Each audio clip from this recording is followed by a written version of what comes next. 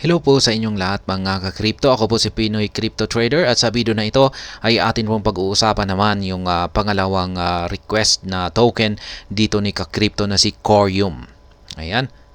Bago po tayo magpatuloy ay nais ko lamang po munang bigyang linaw ang aking disclaimer kung saan ang nilalaman po ng video na ito ay hindi po ito isang financial advice. For education and information purposes lamang po ang layunin nito. Maliban po dito ay nais ko na rin pong magbigay babala na wala pong kahit anumang group chat ang Pinoy Crypto Trader. Ayan. Review po natin si Curium. Pero ang paraan po ng aking pagre-review ay bilang isang technical trader. Kaya mas tutuunan po natin ng bansin yung technical chart kumpara sa mga information. Yung mga information ay mababasa naman po ninyo yan sa kanilang white paper. Pero ayan, i-check po natin. Check po lamang po natin ng bahagya yung tungkol dito kay Corium. Kaya yan, dandito po tayo sa coin market cap at ang kanyang presyo ay naglalaro po dito sa presyong $0.09277. Yan, bumagsak po siya ng 4.11% nitong nakalipas na araw.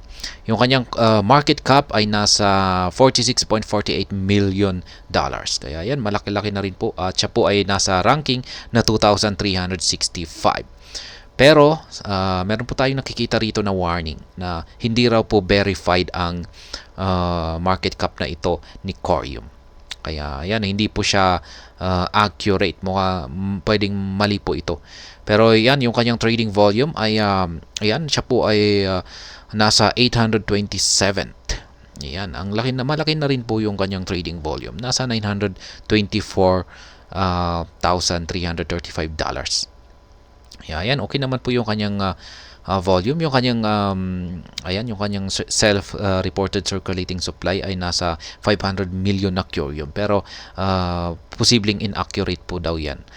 Yan, meron silang website. Bisitahin po natin yan mamaya. Yung white paper, ito po yung sinasabi ko na basahin po nyo ang kanyang lahat ng nilalaman ng kanyang white paper dito kung interesado po kayong mag-invest dito kay Curium. Yan, meron po silang Twitter, Discord at saka Telegram. Ito po yung gagamitin natin na kung gusto po nating kontakin sila, ay yan, pwede po natin gamitin yan. Yan, audited po sila kay Certic. Ibig pong sabihin ay secured po yung kanilang security system. Ayan. Kaya maganda po yung may mga audits. Lalong-lalo na kung pag-Certic yung kapag dumaan sila kay Certic. Ayan, yung ginagamit nilang network information ay si Chain Explorer. Ayan, si Explorer Corium. Ayan, Mint Scan IO at saka si Big Dipper Live. Ayan, tatlo. Ito po yung dito po natin pwedeng i-check yung mga nagaganap na transaction dito kay Corium. Yan ang $1. Magkano bang mabibili ng $1 na Corium? Yan. Sa ngayon ay makakabili po tayo ng 10.78 na Curium sa halagang $1. Ayan. Available po siya sa mga exchanges na Gate.io, Poloniex, Mexi, Bitro at saka kay Bitmart. Kaya yan, dyan po tayo makakabili. Ayan, about Corium. Corium is a third generation layer 1 enterprise grade blockchain built to serve as a core infrastructure for decentralized applications with ISO 20022 compatibility, IBC interoperability, and novel smart tokens offering up to 7,000 TPS. It guarantees elevated throughput, cost-effective fees, and unparalleled scalability. Yan. WASM-based smart contracts enable diverse use cases with a low latency. POS network propels rapid, secure, and modular applications, expediting decentralized tech adoption in a large-scale organizations. Siyempre, hindi natin naiintindihan yan. Lalong-lalo ang pag hindi tayo techie na tao. Yung talagang napakalalim nito. Yung nakakaintindi talaga, yung tanging nakakaintindi talaga dito ay yung mga technical, yung mga galing sa mga technicals. Ayan. Pero pagdating po sa atin bilang mga investors ay ayan, talagang mahihilo lamang tayo dyan kung pipilitin natin na intindihin ito. Kaya, ayan. Basta ang masasabi ko po rito ay yan po yung kanyang mga gamit. Ito po ay may kaugnayan sa mga, sa technology, sa tech. Ayan. Kaya i-check naman po natin yung kanilang website. Ayan, ang ganda po ng kanilang website, napaka-interactive, enterprise grade blockchain, modular, fast and secure, interoperable. Ayan. Mga developers nila, ayan, ecosystem, makikita po natin dito yung kanilang roadmap. Ayan, nandito lahat ng mga information, community, at saka explorer. Ayan, kung talagang interesado po tayong mag-invest dito ay, ayan, nandito na po lahat sa kanilang website. Mababasa po natin lahat dito. Yun nga lang, at kung hindi po talaga tayo magaling sa technology ay medyo mahirapan po tayong intindihin ito. Kaya yan, meron po silang tinatawag dito na smart tokens. Token issue once just got a lot more powerful. Tackle the next generation of blockchain-based asset supercharged with smart contracts. Ayan po yung kanilang mga partners. Ayan, ang dami po. Dami po kanilang mga partners dito. Kaya talagang masasabi natin na matibay po ito kasi maraming mga sumusuporta dito. Kaya yan po, layer 1. Yan po pala yung kanilang pinaka-features. Pinaka-mabilis daw na layer 1. Ayan, sapagkat 7,000 transactions per second ang bilis. Ayan, with a federated group of 32 rotating validators. Curium is the fastest blockchain in the world. Ayan. Pagdating po sa mga layer 1 na blockchain, si Curium daw ang pinakamabilis na may transaction speed. Ayan, yan po yung parang kanyang pinakamagandang feature dito. With scale with no limits. Ayan. Curium using the well-established Tendermint consensus engine and Cosmos SDK, Curium brings a low latency proof of stake blockchain. Yan, meron din siyang smart contracts. Yan, a multi-chain future. Yan, ito po yung kanilang mga features dito, multi-chain. Pwede po siyang gumamit ng iba't ibang mga blockchain kung pag sinabi nating multi-chain. BPOS consensus mechanism. Kaya yan, ang ganda ng kanilang website, napaka-interactive. Siguro kung talagang babasahin natin ito ay siguro ay nandito lahat yung kanilang mga explanation sa napakasimpleng paraan para mas maintindihan natin ito at kung magugustuhan natin na mag-invest dito or hindi. Ayan, i-check naman po natin dito sa kanilang X account. Ayan, meron po silang 53.3k na mga followers.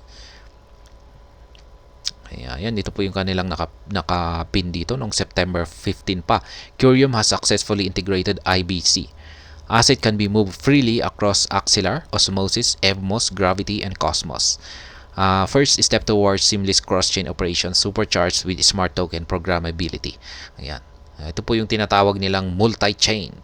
Pwede po nating ilipat yan yung ating mga assets sa iba't ibang mga chain. Yan, gamit ang Curium na platform. Yan, Curium. Ito po yung latest na post nila, November 14, calling all developers. Join us with this Wednesday at 12 p.m. EST for an exclusive test tube workshop led by Kane, a Curium engineer. Ayan. Iniimbitahan lang daw po na lahat ng mga developers sa kanilang magaganap na isang event dito. Yan, tinatawag po nilang exclusive test tube workshop. Ayan, November 14. Ayan, marami naman po sila, active naman po sila, lagi po naman po silang nagpo-post dito sa kanilang X account. Kaya check lamang po natin dito yung mga latest announcement nila rito.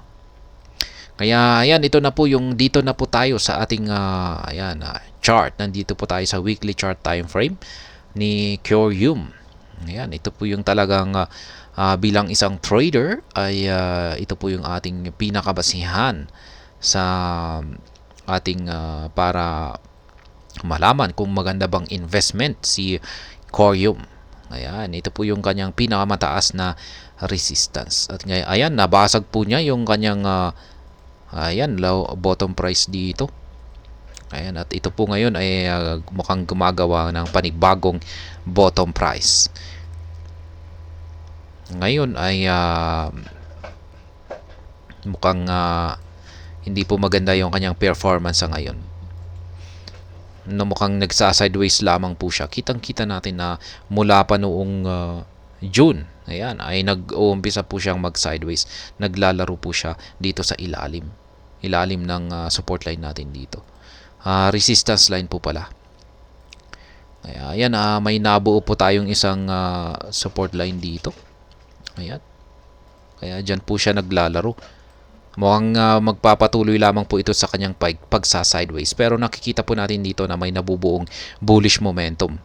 Kaya siguro ay mukhang kung mabubuo yung ating bullish momentum dito or bullish signal, ay dito po siya siguro makakabawi at ito ay aakyat.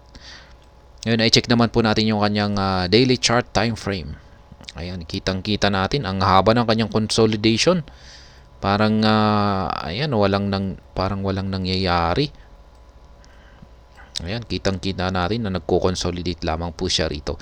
Siguro walang gaanong mga inilabas nilang mga bigating mga developments dito. Pero base naman po sa mga candlesticks ay ayan, medyo kitang-kita natin yung mga candlestick na ang hahaba ng kanilang mga tusok or karayom.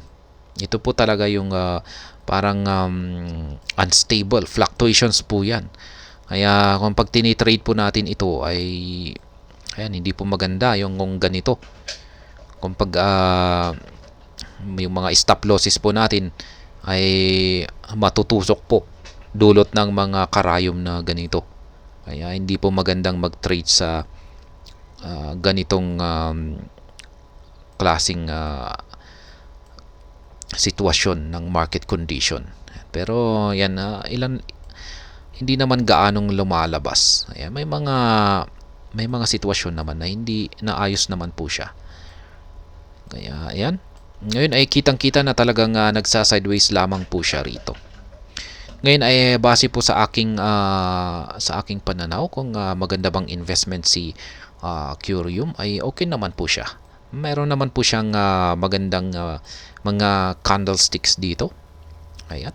Maganda naman po yung kanyang ipinapakitang candlestick. Yun nga lang at ito ay sadyang talagang bumabagsak.